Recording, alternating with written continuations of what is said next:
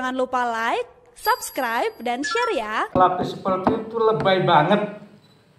Lebay banget. Dan saya yakin mungkin bukan wali kotanya, tapi satuan pengamanannya. Apa yang ditakuti seorang wali kota yang jadi bapak? Kan kalau takut dia nggak usah jadi wali kota. Kalau ngikuti aturan iya.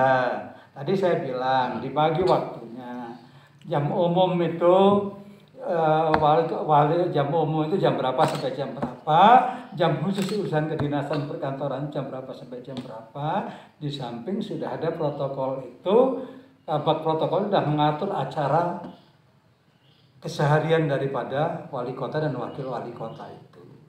Itulah gunanya ada kabak protokol yang mengatur jalannya hari jam sekian sampai jam sekian ada di mana, jam sekian sampai jam sekian ada di mana. Jadi kalau berlapis masyarakat mau ketemu harus ikuti lapisan segala macam ya repot. Ya mungkin mohon maaf lah kalau zaman saya tuh wali kota paling bebas saya. Rumah dinas saya buka belak kok. Apalagi habis subuh.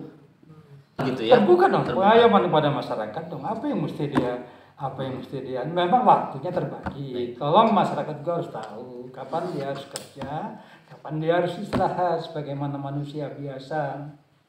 Tapi kalau namanya pengamanannya sudah berlapis-lapis itu, kok tinggi amat sih? Itu yang saya bilang lebay.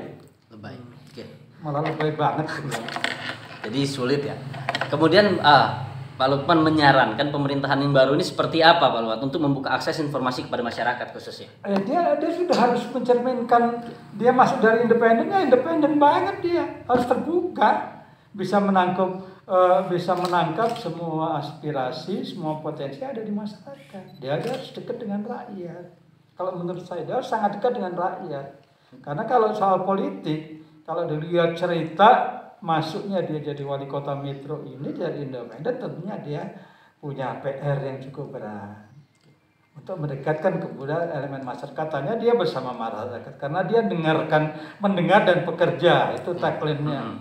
Mendengar dan bekerja itu tagline dia. Ya tentunya dia harus kapan mau dengernya. Kan udah bagus kok sebenarnya kalau Pak Wahid ini saya udah bagus. Dia Jumat kemarin saya ketemu di masjid. Saya ke tempat masjid saya biasa saya sholat Jumat, dia khatib di situ. Bagus sudah. Kadang-kadang pengamanannya aja tolong dilihat. Tolong dikonfirmasi sama Pak Wali sebagai wartawan. Apa itu perintah wali kota apa lebaynya si Pol PP-nya gitu. Oke. Kalau Pak Wahdi saya pikir dia seorang dokter kok. Dia pasti tahu.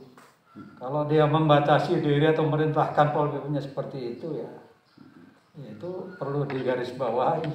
Ya kita semua tahu pada saat proses pilkada beberapa saat lalu kita tahu semua kan bagaimana tagline dia, bagaimana yang dia lakukan, apalagi dia punya program 100 hari kerja yang cukup berat. Nah, saya pikir sih dia harus membuka diri, harus mendengarkan sebanyak-banyaknya apa yang disampaikan kepada masyarakat karena ya kalau kita mau sampaikan 5 tahun perjalanan pemerintahan kemarin pasca saya itu kan ya rasanya masyarakat lah yang bisa merasakan gitu. Saya tidak mau menyampaikan banyak yang harus dia lakukan. Contoh kecil saja. Halaman Pemda. Saya 10 tahun jadi wali kota, halaman kantor Pemda, tolong nanti difoto wartawan. Itu putaran halaman 4 parkir coba seperti apa. Itu saja wajah daripada pemerintah daerah. Itu saat saya kerja itu harus mulus.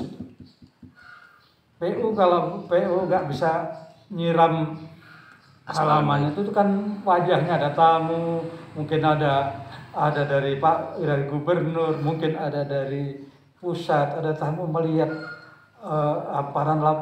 pelataran Pemda seperti itu. Yang mau dijaga dengan 4 lapis tadi. Itu sangat memalukan. Nah, itu contoh wajah buruk yang kecil saja, belum lagi yang saya tidak akan mengulas ke yang lain jalan-jalan yang seperti itu. Saya tidak akan mengulas. Jadi saya hanya sangat berharap bahwa Pak Wahdi, saya dukung apa kebijakan Pak Wahdi Sirajuddin. Saya bukan sudah saatnya orang metro memimpin. Saya tahu persis silsilah beliau. Saya tahu persis silsilah wakil wali kota dua adalah orang metro asli. Orang metro asli, bukan hanya dari dia. Orang tuanya adalah tokoh-tokoh metro ini. Bukan seperti saya. Kalau seperti saya ini katakanlah enggak. Bapak saya hanya pegawai kecil kok. Kalau mereka Pak Wahdi, ayahnya Pak wakil wali kota, ayahnya hebat-hebat semua itu. Jadi saya pikir dia punya tanggung jawab yang besar untuk memberikan perubahan yang signifikan kepada kota metro ini agar seperti harapan para pendahulu. Metro kota kolonisasi yang sudah maju sejak awal. Sejak dari tahun 36 itu sudah dibangun dengan master plan kotanya dari pemerintah Hindia Belanda ini, dan pada saat dalam perkembangannya seperti ini, saya pikir ini saatnya Wahdi Komaru memberikan yang terbaik untuk metro ini. Kita dukung tagline-nya, mendengar dan bekerja. Nah, inilah salah satu, kalau ini didengar, mudah-mudahan dia akan bekerja dengan baik. Mudah-mudahan, insya Allah. Oke, cukup.